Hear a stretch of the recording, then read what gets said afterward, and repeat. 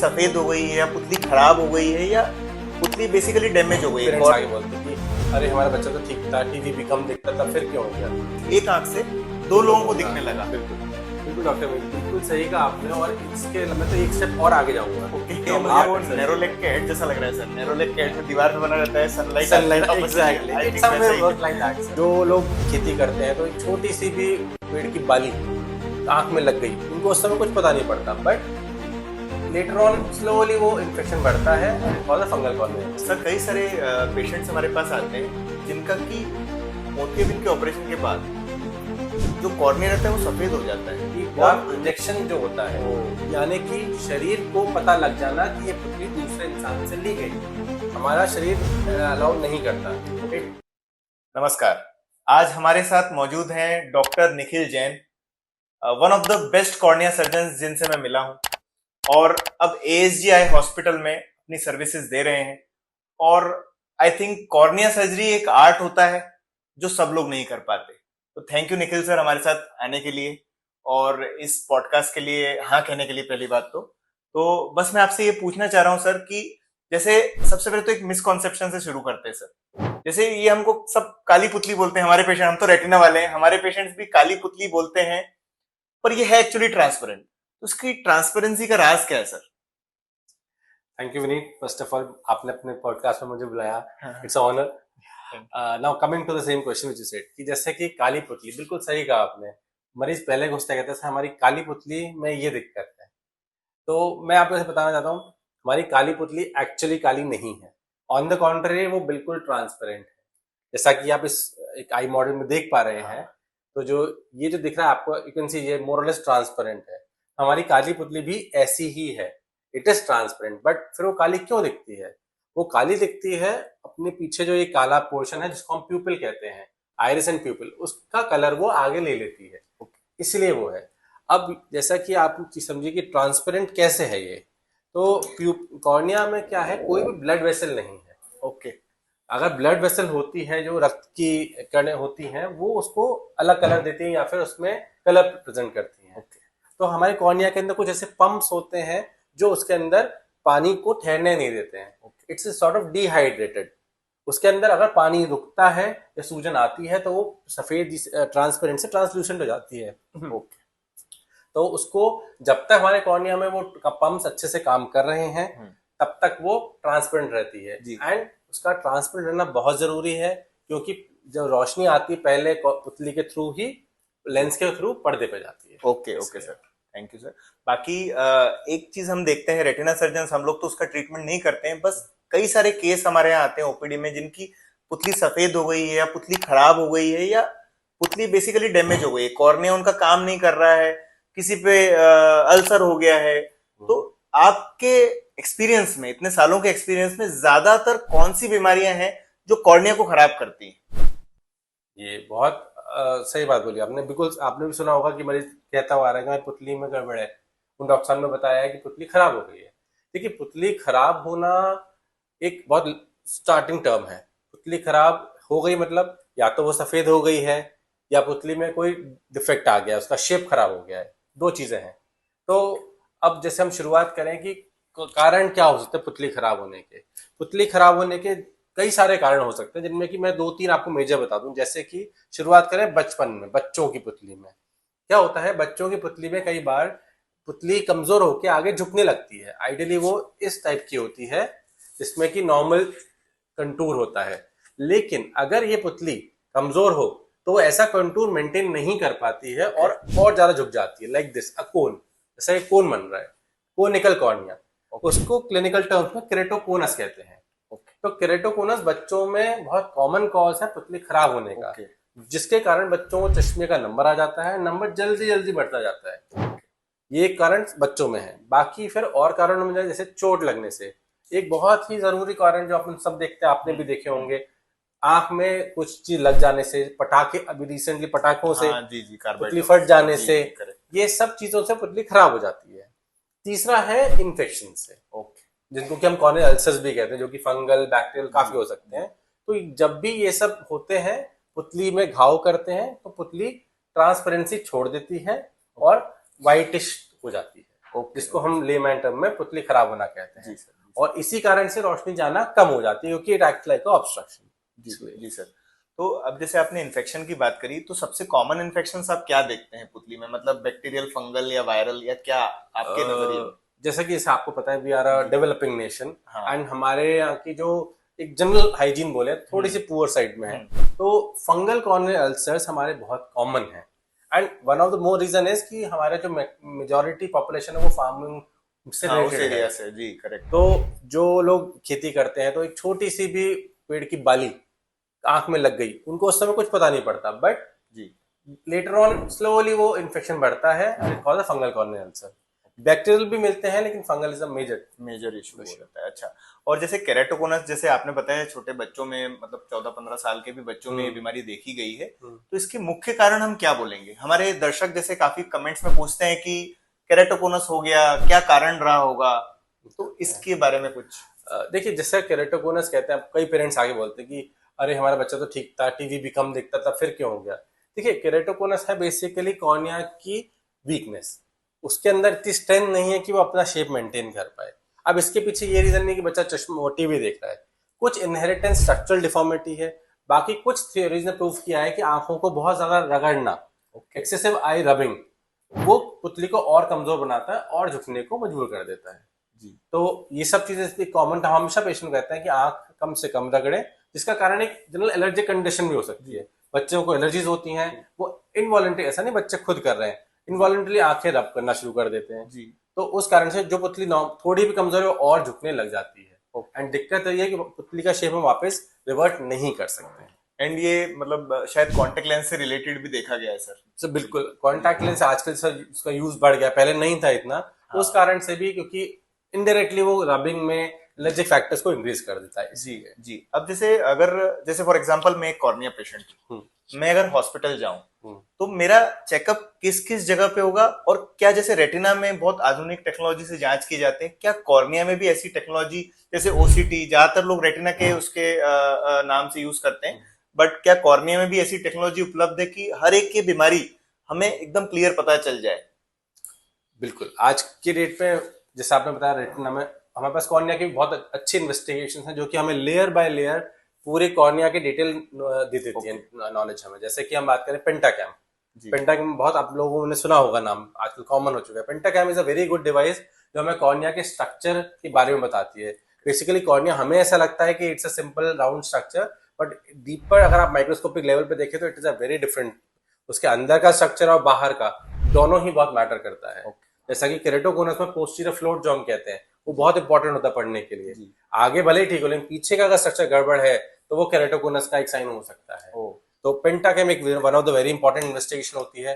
उसके अलावा जैसे कि आपका ओसीटी है, ओसीटी का कॉर्निया की भी ओसीटी होती है, which give us the thickness, उसके स्ट्रोमा की वैल्यू क्या, स्ट्रोमा में क्लैरिटी है, वो सब बताती है।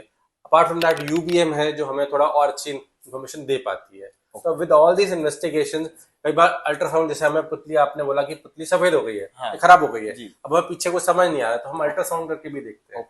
ये सब चीजें मिला के हमारे डायग्नोसिस बनाने में हेल्प करती है। सर कई सारे पेशेंट्स हमारे पास आते हैं जिनका कि मोतियाबिंद के ऑपरेशन के बाद जो कॉर्निया रहता है वो सफेद हो जाता है, और हमने कई बार देखा है कि पहले से डॉक्टर ने एडवाइस किया रहता है कि नहीं, कॉर्निया की बीमारी है आपको, इसके हाई रिस्क है, और जब ये हो जाता है तो पेशेंट की रोशनी मोतियाबिंद के ऑपरेशन के बाद कम हो जाती है। क्या ये बहुत कॉमन है, और क्या पेशेंट को इनसे डरना चाहिए इस चीज से? जी डॉक्टर ने बिल्कुल सही कहा आपने। जैसे कि कॉर्निया की कमजोरी की बात अपन करें, वैसे तो देखिए बहुत कॉमन नहीं है ये, लेकिन कुछ केसेस में जिसमें की कंडीशन होती है, फ्यूक्स एंडोथेलियल डिस्ट्रोफी कहते हैं, उसमें जो हमारी कॉर्निया की जो आखिरी लेयर होती है, जिसको हम एंडोथेलियम कहते हैं, वो थोड़ी कमजोर होती है। कमजोर इन द सेंस कि उसके वो बनी होती है सेल्स से, और उसके अंदर नंबर ऑफ सेल्स होते हैं कम। तो जैसे कि हम नॉर्मल कैटरेक्ट सर्जरी कराते हैं फेकोएमल्सिफिकेशन से, उस सर्जरी के दौरान भी आउट ऑफ द प्रोसेस थोड़े से एंडोथेलियल सेल्स का लॉस होता है। एक वेल डॉक्यूमेंटेड स्टडीड एस्पेक्ट है। तो बट क्या होता है, वो बाकी जो लॉस होता है हमारा शरीर कवर कर लेता है, क्योंकि आसपास के सेल्स को कवर कर लेते हैं। लेकिन जिन लोगों में एंडोथेलियल सेल्स की ऑलरेडी कमी है और उसमें जब कैटरेक्ट सर्जरी होती है, तो ऐसा देखा गया है कि वो ऑलरेडी सेल्स कम कर लॉस होके फिर वो कॉम्पनसेशन पूरा नहीं होता है। ओके। तो हम, जैसा आपने बताया, कुछ डॉक्टर पहले हम लोग देख लेते हैं and कुछ टेस्ट कर पाते हैं, जैसे कि स्पेकुलर माइक्रोस्कोपी के थ्रू हाँ जी। हम सेल्स कैलकुलेट कर लेते हैं और फिर देखते हैं कि अगर सेल्स कम है तो फिर हमें कुछ एक्स्ट्रा प्रिकॉशन लेके कैटरेक्ट सर्जरी करनी पड़ती है। बट ये बिल्कुल नहीं है कि हम कैटरेक्ट सर्जरी नहीं एडवाइस करते हैं। ओके।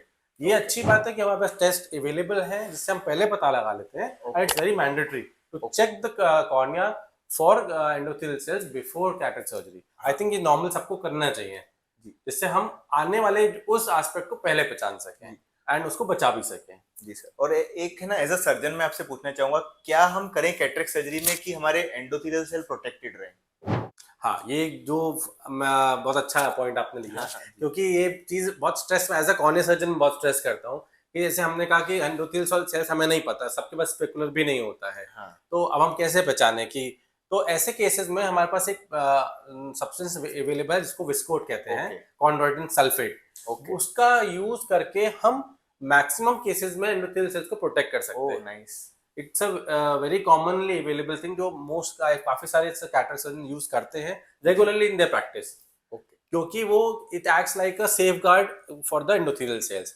उसके बाद डबल शेल टेक्निक के थ्रू, जिसमें कि ऊपर विस्कोट नीचे विस्को नॉर्मल HPMC डाल के डबल शेल बना के we give a very good protection to endothelial cells. ये मुझे वो नेरोलेक के हेड जैसा लग रहा है सर। नेरोलेक के हेड में दीवार पे बना रहता है, sunlight exactly, it's somewhere work like that sir. जी जी, ओके सर। तो we ideally we should all use viscoat as a normal वो। ओके।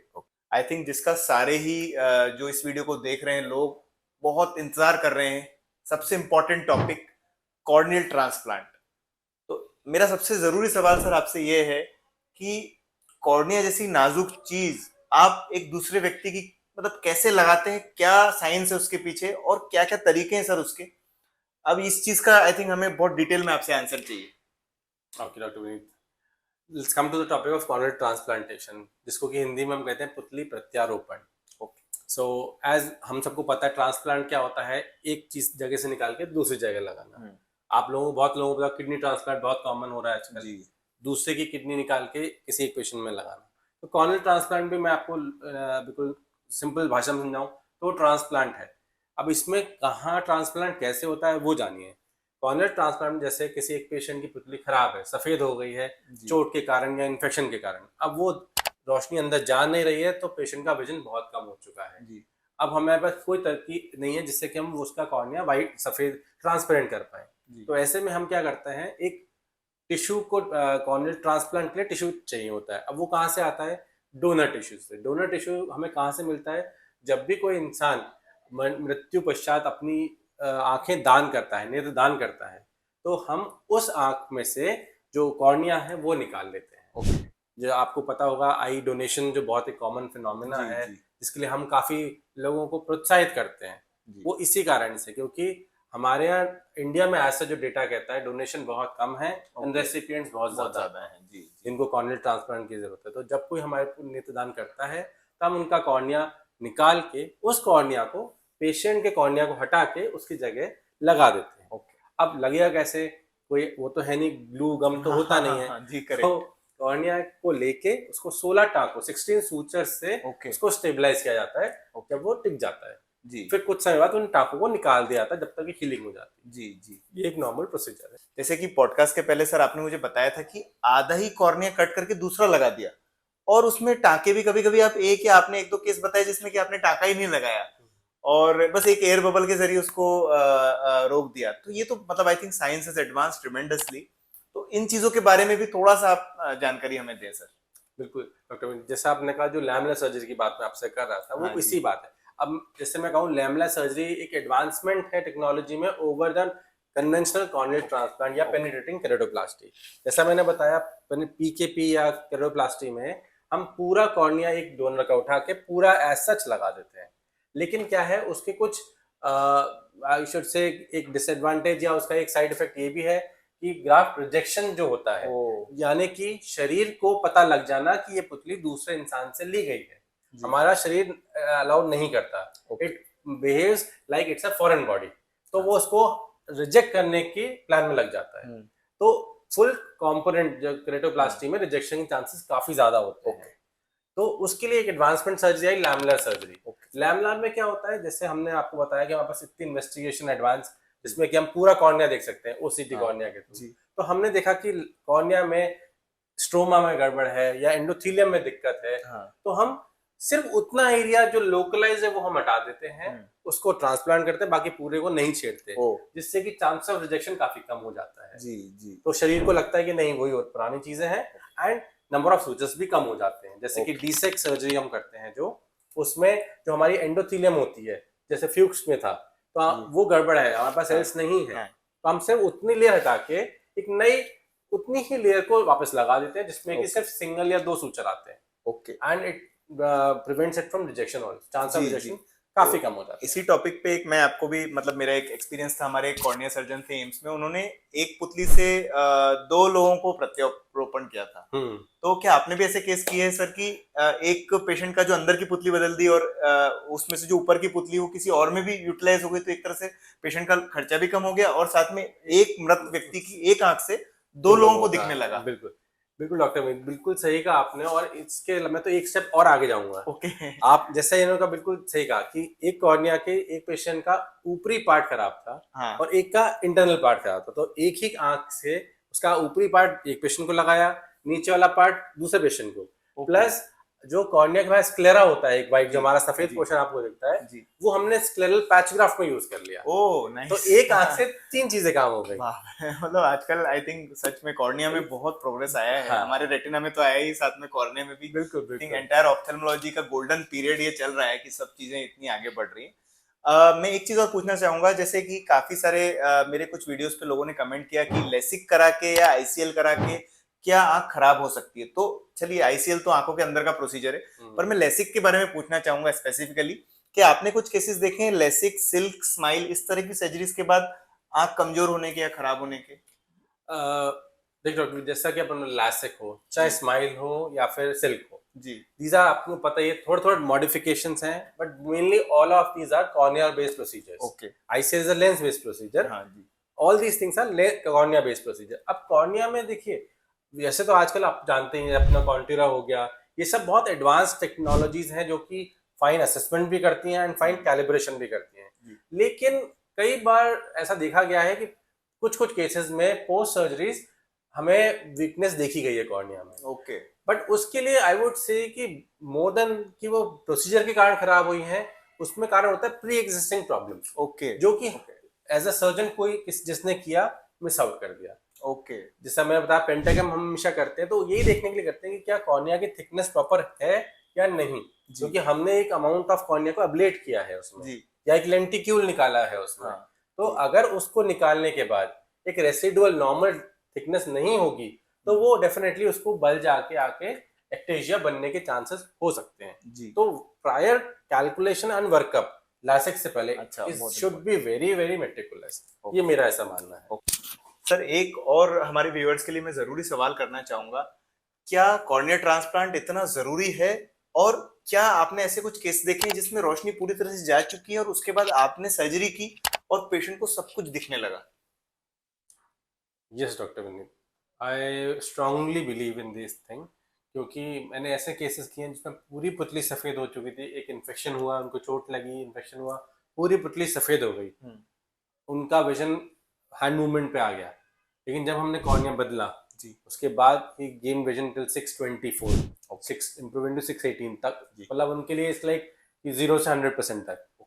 तो अगर सही केस सिलेक्शन के साथ अगर सही टाइम पे सर्जरी की जाए तो it can lead to very good results. सबसे इम्पोर्टेंट वो है, एंड आई स्ट्रांगली बिलीव कि अगर किसी को तकलीफ है तो he should definitely consult a cornea specialist. हो सकता है उनकी जिंदगी में भी ऐसा कोई रोशनी आ जाए।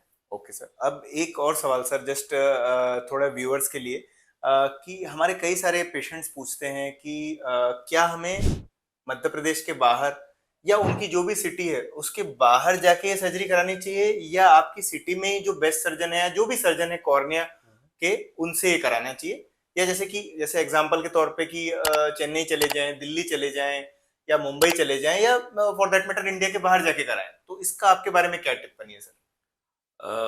जैसा आप कह रहे डॉक्टर, बिल्कुल मैं भी यही सुनता हूँ। देखिए, जाने में कोई नुकसान नहीं, मैं कभी किसी पेशेंट को नहीं रोकता, ना मैं किसी को एडवाइस करता कि आप यहीं रुकें, लेकिन आज आपके शहर में वो सारी सुविधाएं उपलब्ध है जो आप चेन्नई दिल्ली ढूंढ रहे हैं। जी मैंने खुद अपनी जो सुपर स्पेशलाइजेशन कॉर्निया में की है वो जी चेन्नई सर, से जी की सर, है। जी सर, तो अब वहाँ की सारी मैं चीज सीखे आपके शहर इंदौर में आ गया हूँ। जी सर, अब और ग्वालियर में भी मैं देखता हूँ। जी तो सबसे इम्पोर्टेंट पेशेंट के लिए जो मुझे लगता है वो ये है कि सर्जरी सिर्फ एक दिन का काम नहीं है, जैसे मैंने बताया जी फॉलोअप सर, बहुत जी सर, इंपॉर्टेंट है। करेक्ट। आप सर्जरी नहीं करा के आ गए लेकिन फॉलोअप के लिए फिर जाना कितना मुश्किल है। ये हाँ, जब सारी आपकी फैसिलिटीज आपके शहर में जी सर, आपके उपलब्ध है तो आपको कन्वीनियंस है, आने जी जाने का खर्चा बचता जी है, रहने का खर्चा बचता है, जी, प्लस आपके साथ जो जा रहा है उसका क्या, हाँ हाँ, उसका जी भी जी, तो रुका ना, सिर्फ करेक्ट मरीज तो करेक्ट, अकेला नहीं जा रहा है। जी तो ये करेक्ट, सब चीजें आपकी आपके शहर में अगर ये सब फैसिलिटीज हैं जी तो सर, मेरे हिसाब से जरूरत नहीं होती है। हाँ, जहाँ लगता है हम खुद उनको रेफर कर देते हैं। जी। और सभी व्यूअर से मैं रिक्वेस्ट करता हूं कि आपके सवाल कमेंट्स में हमसे पूछें। मैं, सर और हमारी टीम ट्राई करेगी कि हर क्वेश्चन का हम बखूबी रिप्लाई करें। पर कभी कभी टाइम ना होने के कारण हम लोग उस चीज को नहीं कर पाते हैं, तो ऐसे केस में आप एएसजी आई हॉस्पिटल की कोई भी शाखा में डॉक्टर निखिल जैन सर के बारे में पूछ सकते हैं। पूरे मध्य प्रदेश में सर हमारे यहाँ सर्जरीज करते हैं, और हमने भी खुद कुछ ऐसे रिजल्ट्स देखे हैं जिसको हम खुद बिलीव नहीं कर पाए। तो doctor Nikhil sir, cornea surgeon, ASGI hospital, thank you sir for coming here. Thank you doctor Vineet, once जी अगेन। आपने अपना कीमती समय दिया एंड एक इतने अच्छे टॉपिक को आपने इतना सिंपली प्रेजेंट कराया जी जो मैंने आपसे पहले भी कहा था। जी, मैं सोच रहा था लेकिन आपने उस चीज को actually you converted into a हाँ पॉडकास्ट एंड जी आई डेफिनेटली बिलीव आप हमारे व्यूअर्स इससे काफी बेनिफिट होंगे। जी एंड जैसे मैं यहाँ एएसजी इंदौर में भी आता हूँ, आपको कोई समस्या हो आप बिल्कुल आके दिखा सकते हैं। डॉक्टर विनीत यहाँ हैं, जी he will take care of things. जरूरत पड़ेगी तो मैं आके देख लूंगा। जी, थैंक यू बिल्कुल। Once again doctor Vineet. Thank you viewers देखने के लिए।